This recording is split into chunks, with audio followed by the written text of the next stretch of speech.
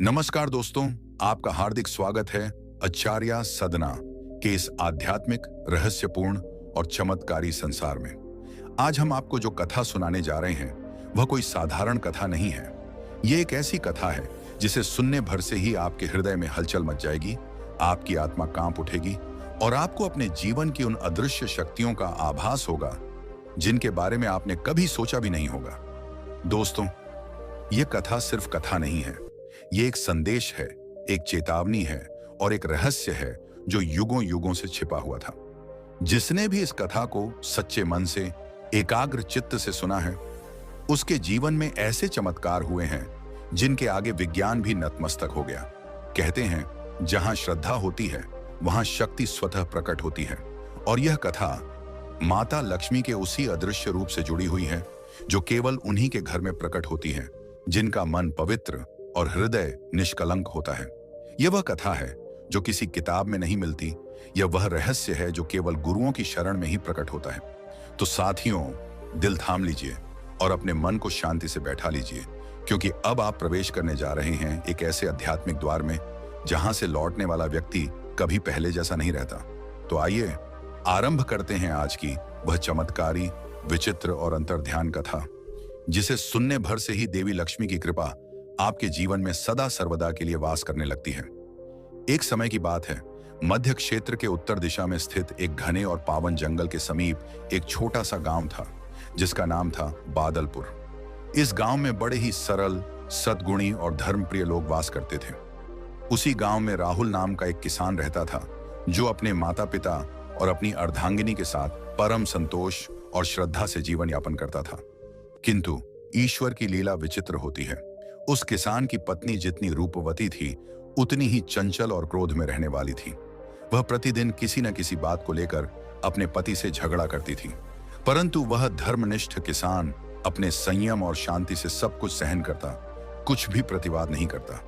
एक दिन प्रभात होते ही जब वह किसान अपने खेतों की ओर जाने को था, तभी उसकी पत्नी क्रोध से भरकर उच्च स्वर में कहने लगी, मुझे अब इस घर में नहीं रहना, मैं इसे छोड़कर जा रही हूं। वह विनम्र किसान अपनी पत्नी से शांत स्वर में बोला, हे प्रिय, तुम यह घर क्यों छोड़ना चाहती हो? क्या मैंने कोई ऐसा अपराध किया? उसकी पत्नी ने उत्तर दिया, मुझे नहीं मालूम, पर अब मैं तुम्हारे साथ एक पल भी नहीं रह सकती। यह सुनकर किसान का हृदय व्यथित हो उठा। वह मन ही मन प्रभु से प्रार्थना करने लगा, हे ईश्वर, मैंने ऐसा कौन सा पाप कर दिया जो मेरी पत्नी मुझे छोड़ रही है? वह उदास मन से जंगल की ओर बढ़ चला। वहां एक पीपल का पवित्र वृक्ष था। उसी के पास एक सूखे वृक्ष की शाखा पर एक गिद्ध बैठा था। किसान ने पीपल वृक्ष के नीचे बैठकर अपने अंतर की पीड़ा को चुपचाप व्यक्त किया। गिद्ध, जो कोई साधारण पक्षी नहीं था, वह एक ज्ञानी जीवात्मा था जो ईश्वर के संकेत से उस स्थान पर उपस्थित हुआ था। उसने किसान की व्यथा देखी और कहा, हे मित्र, तुम इतने व्याकुल क्यों हो? क्या कारण है तुम्हारे मन के इस विषाद का? किसान ने नम्रता से उत्तर दिया, हे पक्षीराज, मेरी पत्नी प्रतिदिन मुझसे बिना कारण विवाद करती है और आज उसने तो यह कह दिया कि वह घर ही छोड़ देगी। मैंने क्या दोष किया है? गिद्ध ने ध्यान से किसान को देखा और कहा, हे धर्मात्मा, मैं तुमसे एक प्रश्न पूछता हूं, तुम उसका सत्य उत्तर देना। किसान ने शीश झुकाकर कहा, हे पक्षीराज, आप प्रश्न कीजिए, मैं उत्तर देने को प्रस्तुत हूं। गिद्ध ने पूछा, क्या तुम रात्रि में अपनी पत्नी के साथ नहीं सोते थे? किसान ने लज्जा और सच्चाई से कहा, नहीं, मैं अपनी पत्नी के साथ नहीं सोता था। गिद्ध ने गंभीरता से कहा, हे सज्जन, अब मुझे यह झात हुआ कि तुम्हारी पत्नी तुम्हें क्यों छोड़ रही है। किसान ने आश्चर्य से पूछा, हे पक्षीराज, आपको कैसे यह ज्ञान हुआ? कृपया बताइए। तब गिद्ध ने कहा, हे मित्र, अब मैं तुम्हें कुछ रहस्यमयी और धर्म से युक्त बातें बताने जा रहा हूं, उन्हें ध्यान से सुनो। तब वह दिव्य पक्षीराज, जो स्वयं ईश्वर के आदेश से उस किसान के मार्गदर्शन हेतु उपस्थित हुआ था, शांत स्वर में कहता है, हे साधक, क्या तुमने कभी यह विचार किया है कि स्त्रियां संतोष को कब प्राप्त होती हैं? किस समय उनके हृदय में समर्पण और संतुष्टि का भाव उत्पन्न होता है? यह केवल भौतिक स्पर्श या संसारी आकर्षण से नहीं, अपितु आत्मीयता, स्नेह, सम्मान और प्रेमपूर्ण संगति से ही संभव होता है। गिद्ध ने आगे कहा, तुमने संभवतः कभी ना कभी सुना होगा कि कोई स्त्री किसी अन्य पुरुष के साथ चली गई या किसी की पत्नी ने विश्वासघात किया। यह सब तब होता है जब उसके मन में रिक्तता होती है। एक ऐसा भाव जो पति से मिलने वाले प्रेम, संवाद और आत्मिक जुड़ाव के अभाव से उत्पन्न होता है। हे मित्र, जब एक स्त्री अपने जीवन साथी से वह आत्मीयता और संवाद नहीं पाती, तब कभी कभी वह भ्रमित हो जाती है और बाहर उस पूर्ति की खोज करने लगती है। यह दोष न तो संपूर्ण रूप से स्त्री का होता है और न ही केवल पुरुष का। यह केवल उस संतुलन का अभाव है जो दाम्पत्य जीवन में अत्यंत आवश्यक है। किसान यह सुनकर भी असमंजस में था। उसने गिद्ध से कहा, हे ज्ञानवंत पक्षीराज, आपके वचन दिव्य हैं, परंतु अभी भी मेरी समझ में स्पष्ट समाधान नहीं आया। तब गिद्ध ने शांत भाव से उत्तर दिया, हे धर्मशील कृषक, अब मैं तुम्हें एक कथा सुनाने जा रहा हूं जिसमें तुम्हारे प्रश्नों का उत्तर छिपा है। इस कथा को ध्यानपूर्वक सुनो और अंत तक हृदय में धारण करो, तभी तुम्हें समाधान प्राप्त होगा। किसान श्रद्धा भाव से झुक गया और बोला, हे पक्षीराज, कृपया मुझे वह कथा सुनाइए, मैं उसे श्रवण करने को व्याकुल हूं। तब गिद्ध ने अपने ज्ञान की धारा प्रवाहित करते हुए कथा आरंभ की। एक समय की बात है, उत्तर प्रदेश में शरदपुर नाम का एक गांव था। वहां एक प्राचीन और अत्यंत जागृत महादेव जी का मंदिर था। प्रतिदिन वहां सैकड़ों श्रद्धालु भगवान शिव की पूजा अर्चना हेतु आया करते थे। मंदिर के समीप ही एक धनी व्यापारी का निवास था। वह अपने कुटुंब, अपनी पत्नी और 10 वर्षीय पुत्र के साथ निवास करता था। वह व्यापारी अपनी पत्नी से अत्यंत प्रेम करता था और उसकी पत्नी भी अत्यंत रूपवती, सुसंस्कारी तथा पतिव्रता स्त्री थी। लोग कहते थे कि उसकी सुंदरता ऐसी थी कि जो भी एक बार देखे मोहित हो जाए। परंतु हर दिन व्यापारी के व्यापार पर निकलते ही उसकी पत्नी बाहर कहीं जाया करती थी। यह उसका एक नियमित नियम बन गया था। एक दिन व्यापारी अपने कार्य से शीघ्र लौट आया और घर पर अपनी पत्नी को न पाकर व्याकुल हो उठा। उसने उसे घर में, गांव में, हर स्थान पर ढूंढा, परंतु वह कहीं नहीं मिली। थक कर वह लौट आया। कुछ समय बाद उसका पुत्र विद्यालय से लौटा। पिता ने उससे पूछा, बेटा, तुम्हारी माता कहाँ है? पुत्र ने उत्तर दिया, पिताजी, मैं अभी अभी लौटा हूं, मुझे ध्यात नहीं। मैंने तो सोचा था कि वह घर पर होंगी। व्यापारी ने धैर्यपूर्वक कहा, कोई बात नहीं बेटा, भीतर चलो, अन्न ग्रहण करो, तुम्हारी माता शीघ्र आ जाएंगी। और तभी थोड़ी ही देर में उसकी पत्नी घर लौट आई। वह जैसे ही अपने पति को देखती है, उसके शरीर में कंपन होने लगता है, मुख से वाणी गुम हो जाती है और लज्जा के कारण पसीने पसीने हो जाती है। परंतु वह व्यापारी जो अपनी पत्नी से सच्चा प्रेम करता था, वह उसे डांट नहीं सकता था, क्योंकि उसके मन में उसके प्रति प्रेम था। उसने बड़ी विनम्रता से स्नेह भरे स्वर में पूछा, हे देवी, आप कहां चली गई थी? उसकी पत्नी पहले से ही भयभीत थी। कांपते स्वर में उसने उत्तर दिया, मैं अपनी सहेली के घर गई थी। व्यापारी ने शांत भाव से कहा, कम से कम बताकर जाती हैं देवी, हम दोनों बहुत चिंतित हो उठे थे। मैं तो पूरे गांव में आपको ढूंढ रहा था। उसकी पत्नी ने किसी प्रकार उस क्षण को टालने का प्रयास किया। फिर समय बीता, संध्या हुई, सबने भोजन किया और विश्राम को चले गए। प्रभात हुआ। व्यापारी अपनी दिनचर्या के अनुसार व्यापार के लिए चल पड़ा, लेकिन उस दिन भी जैसे पूर्व दिन हुआ था, पत्नी पुनः कहीं चली गई। व्यापारी जब शीघ्र घर लौटा तो देखता है घर सूना है, पत्नी नहीं है। अब उसका हृदय आशंकाओं से भरने लगा। पत्नी के लौटने पर उसने पुनः आदरपूर्वक पूछा, हे प्रिय, कहां चली गई थी आप? पत्नी ने फिर बहाना बना लिया, पर अब व्यापारी का अंतर्मन अस्थिर हो चुका था। उसने निश्चय किया कि अगले दिन सब जानकर ही रहेगा। दूसरे दिन वह व्यापार का बहाना बनाकर घर से निकला और एक वृक्ष के पीछे छिपकर प्रतीक्षा करने लगा। पत्नी जब घर से बाहर निकली तो उसने उसका अनुसरण किया। पत्नी एक निर्जन वन में स्थित एक झोपड़ी तक जा पहुंची। वह झोपड़ी सुनसान घने जंगल में थी, जहां सामान्यतः कोई नहीं आता जाता। व्यापारी ने छिपकर देखा कि उसकी पत्नी एक अन्य पुरुष के समीप जा रही है। यह दृश्य देखकर उसका हृदय कांप उठा। जिस पर उसने अपार श्रद्धा रखी, वही ऐसा कर रही थी। वह देखता है कि वे दोनों झोपड़ी के भीतर चले जाते हैं और फिर जो दृश्य होता है वह उसके विश्वास को चूर चूर कर देता है। उसके नेत्र अश्रुओं से भर उठते हैं। वह किसी प्रकार वहां से लौट आता है। घर पहुंचने के कुछ समय पश्चात पत्नी भी लौट आती है और पूर्ववत बहाना बनाने का प्रयास करती है, पर व्यापारी सब जानते हुए भी शांत बना रहता है। वह उस रात्रि न सो पाया। पूरी रात उसका चित्त विचलित रहा। प्रातःकाल वह स्नान कर अपने गुरु बाबा जी के आश्रम पहुंचता है। वे तपस्वी, तत्वज्ञानी, भविष्य दृष्टा संत थे। व्यापारी ने उनके चरणों में अश्रुपूरित नेत्रों से प्रणाम किया। बाबा जी ने स्नेहपूर्वक कहा, बालक, तू रो क्यों रहा है? कौन सी पीड़ा तुझे इस प्रकार व्याकुल कर रही है कि तू आज मेरे पास इतने समय बाद इस दशा में आया है? व्यापारी ने अपने आंसू पोंछते हुए कहा, हे गुरुदेव, मैं एक ऐसी गहरी दुविधा में फंस गया हूं जहां से निकलना असंभव प्रतीत हो रहा है। आप ही मेरे मार्गदर्शक हैं, मेरी रक्षा कीजिए, अन्यथा मैं यह वेदना सह न पाऊंगा। बाबा जी ने शांत स्वर में कहा, वत्स, निश्चिंत रहो, अपनी पीड़ा मुझे कहो, जो भी तेरे हृदय में है वह सब स्पष्ट कर, मैं तुम्हारी सहायता करूंगा। इस पर व्यापारी कांपते स्वर में कहने लगा, प्रभु, मैं अत्यंत व्यथित मन से आपकी शरण में आया हूं। बीते कई दिनों से मेरी आत्मा अशांत है। जब मैं अपने कर्म पट पर बाहर होता हूं और मेरा पुत्र विद्यालय में होता है, तब मेरी जीवन संगिनी, जिसे मैंने अपने हृदय की गहराइयों से प्रेम किया है, एक अज्ञात पुरुष से मिलने जंगल में जाती है। वहां एक एकांत कुटिया में वह उसके साथ समय व्यतीत करती है, अपनी देह की तृष्णा को तृप्त करती है और फिर घर लौट आती है, मानो कुछ हुआ ही ना हो। हे प्रभु, जब मैं उससे पूछता हूं कि वह कहां थी, तो वह हर दिन कोई नया बहाना बना देती है। मेरा हृदय यह सब देखकर टूट चुका है, फिर भी मेरी आत्मा उससे जुड़ी है। मैं समझ नहीं पा रहा कि वह जो मुझसे प्रेम करती थी, मेरे होते हुए भी किसी अन्य के साथ ऐसा क्यों कर रही है।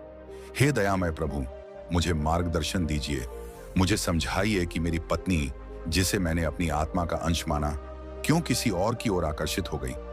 मेरे मन में व्याकुलता है, रात भर नींद नहीं आती। मैं स्वयं अपनी आंखों से यह सब देख चुका हूं और यह दृश्य मेरी आत्मा पर गहरे घाव छोड़ गया है। हे करुणामयी प्रभु, कृपया मुझे इस पीड़ा से बाहर निकालिए। मुझे झांत हो कि मेरी जीवन संगिनी ऐसा आचरण क्यों कर रही है। मुझे शक्ति दीजिए कि मैं इस परिस्थिति को समझ सकूं और सही निर्णय ले सकूं। तभी एक दिव्य पुरुष, एक तपस्वी बाबा जी, जो त्रिकालदर्शी ज्ञानी थे, बोले, हे बालक, धैर्य रख, मैं ध्यान में जा रहा हूं और परम सत्ता की कृपा से तुझे उत्तर दूंगा। कुछ क्षण ध्यान की गहराई में उतरने के बाद बाबा जी ने नेत्र खोले और कहा, अब मुझे सब झांत हो गया है कि तेरी पत्नी ऐसा आचरण क्यों कर रही है। ध्यानावस्था से बाहर आकर बाबा जी ने अपनी शांत वाणी में व्यापारी से कहा, वत्स, अब मुझे झांत हो गया है कि तुम्हारी धर्मपत्नी ऐसा आचरण क्यों कर रही है। व्यापारी ने विनम्र स्वर में कहा, हे प्रभु, कृपा कर मुझे इस रहस्य का पूर्ण बोध कराइए। मैं यह जानने को अत्यंत व्याकुल हूं कि वह देवी, जिसे मैंने सदा सच्चे हृदय से प्रेम किया, वह क्यों किसी अन्य पुरुष के संग चली जाती है। बाबा जी ने गहन दृष्टि से उसकी ओर देखकर कहा, वत्स, उससे पहले मैं तुमसे कुछ पूछना चाहता हूं। उत्तर केवल सत्य होना चाहिए, क्योंकि सत्य ही समाधान की ओर ले जाएगा।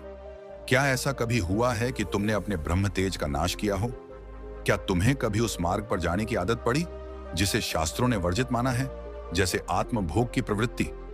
और क्या तुम्हारे साथ यह भी हुआ है कि व्यापार में इतना लीन हो गए हो कि तुम्हारे अपनों को समय ही नहीं दे पाते?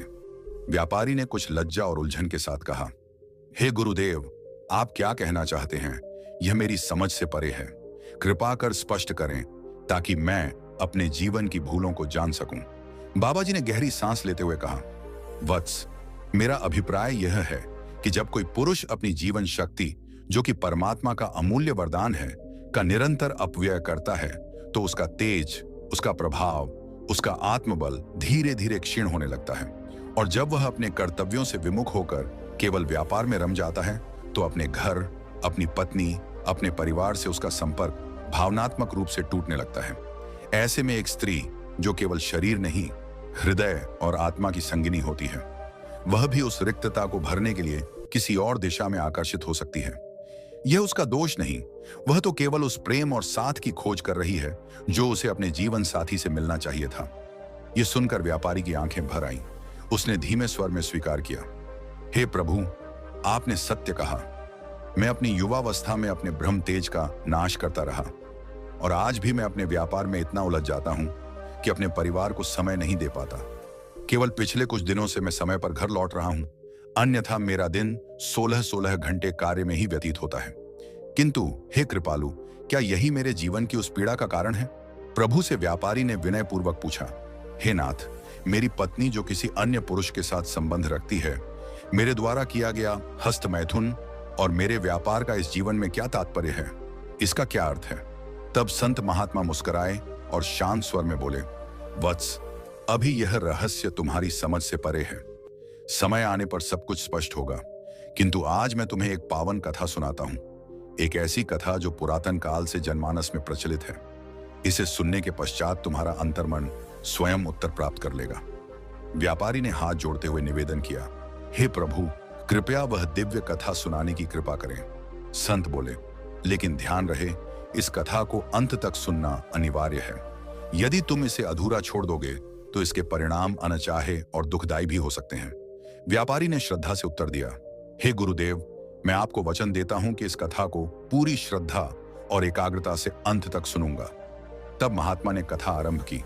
वत्स, जिस प्रकार तुम्हारा चित्त आज विचलित है, ऐसी ही अवस्था एक महापुरुष की भी थी, जो धरती पर एक धर्मप्रिय राजा के रूप में जन्मा था।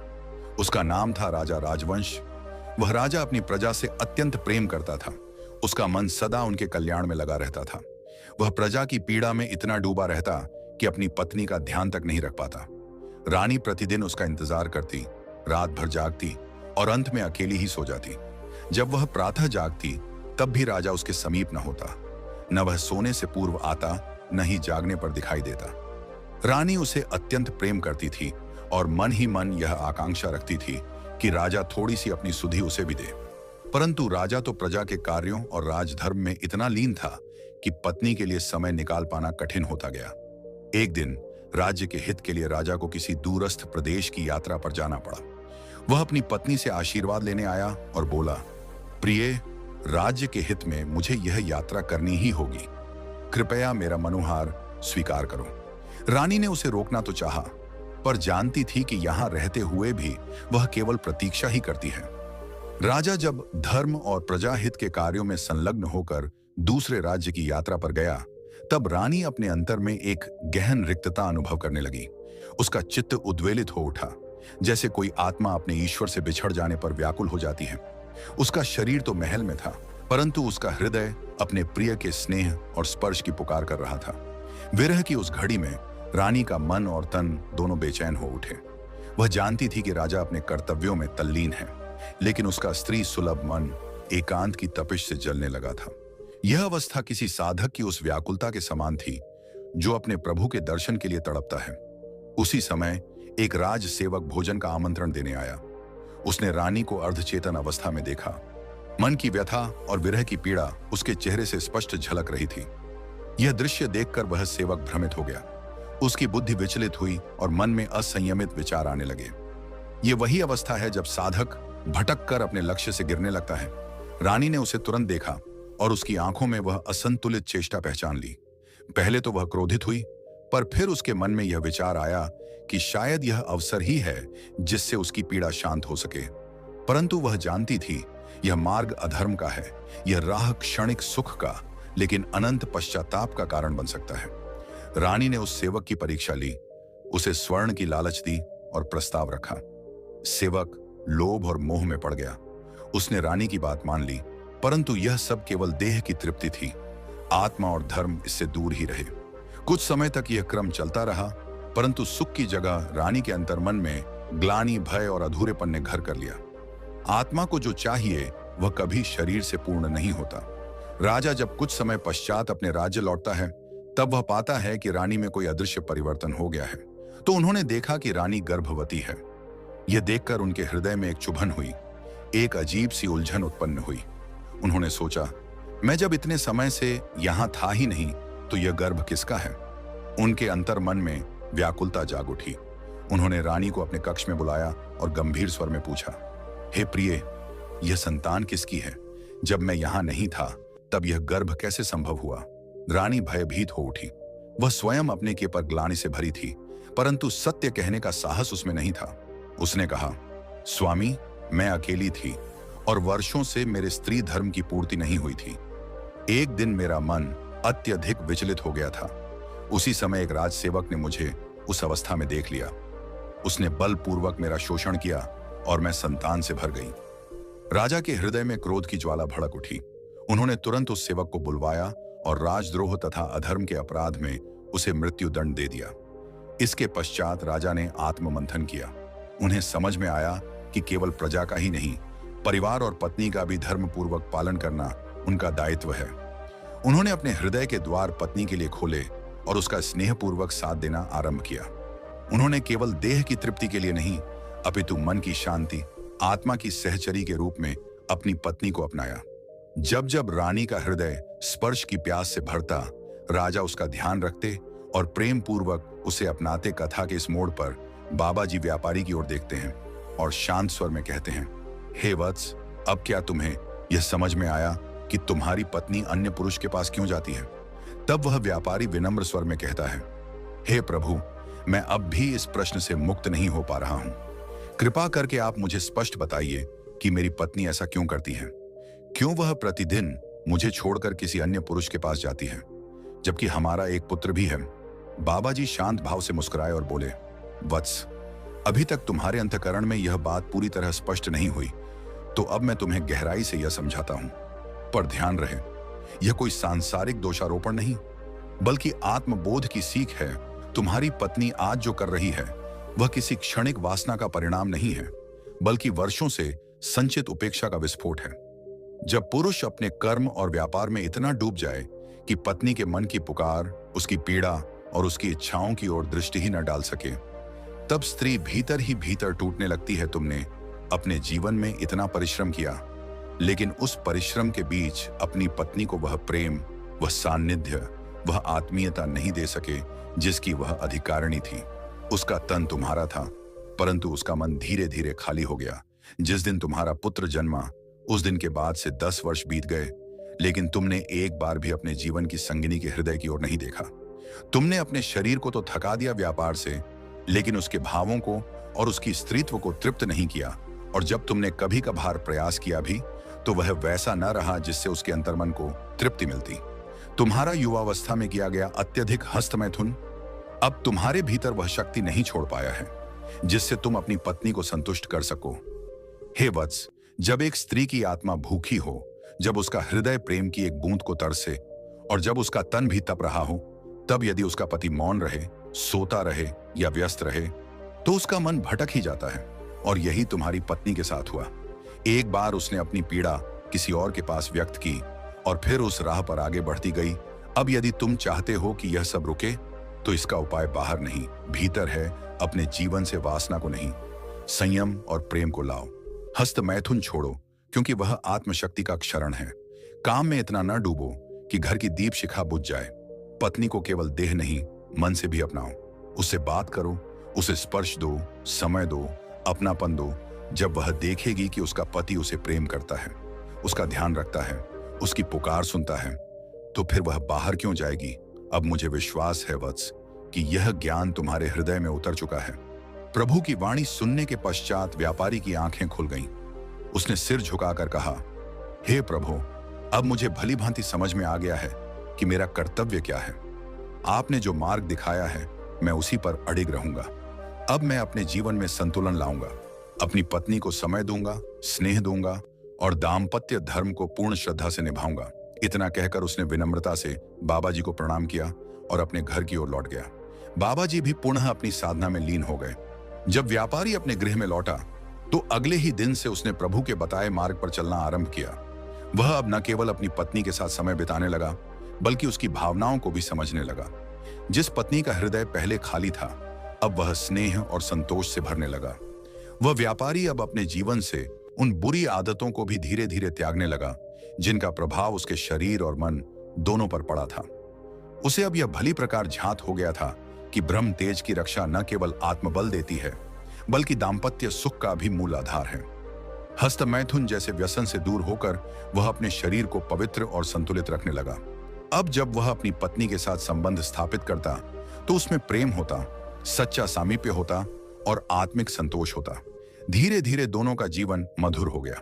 उसकी पत्नी ने भी अब किसी अन्य की ओर देखना छोड़ दिया। दोनों के बीच पुनः वह स्नेह, विश्वास और अपनापन जाग गया जो एक गृहस्थ जीवन का मूल होता है। कुछ समय बीतने पर ईश्वर की कृपा से उन्हें एक और संतान प्राप्त हुई। अब उनका परिवार 4 सदस्यों का हो गया और चारों जन आनंद और समर्पण से जीवन जीने लगे। कथा यहीं समाप्त नहीं होती, बल्कि यहीं से एक नए जीवन की शुरुआत होती है। फिर एक दिन गिद्ध ने किसान से कहा, हे मित्र, अब तो तुम्हें यह झात हो गया होगा कि पत्नी का मन क्यों डगमगाया था। किसान ने सिर नवाया और कहा, हे पक्षीराज, अब मेरे हृदय में कोई संशय नहीं है। आपने मेरी आंखें खोल दी। अब मैं भी अपने जीवन को सही दिशा में ले जाऊंगा। कहकर वह गिद्ध को नमन करता है और शांत मन से अपने घर की ओर लौट जाता है। तो मेरे प्रिय साथियों, ये कथा केवल एक कहानी नहीं, बल्कि एक शिक्षा है जो हमें बताती है कि जीवन में प्रेम, संयम और समय का कितना महत्व है। अगर यह कथा आपके मन को छू गई हो या किसी को इसका लाभ मिल सकता हो, तो कृपया इसे औरों तक अवश्य पहुंचाएं। और अंत में आप सभी से करबद्ध प्रार्थना है, हमारे YouTube चैनल आचार्य साधना को जरूर सब्सक्राइब करें, इस वीडियो को लाइक करें और कमेंट करके बताएं कि यह कथा आपको कैसी लगी। फिर मिलते हैं एक और भावपूर्ण कथा के साथ। तब तक के लिए प्रभु का स्मरण करते रहिए और अपने जीवन को उज्जवल बनाइए। धन्यवाद।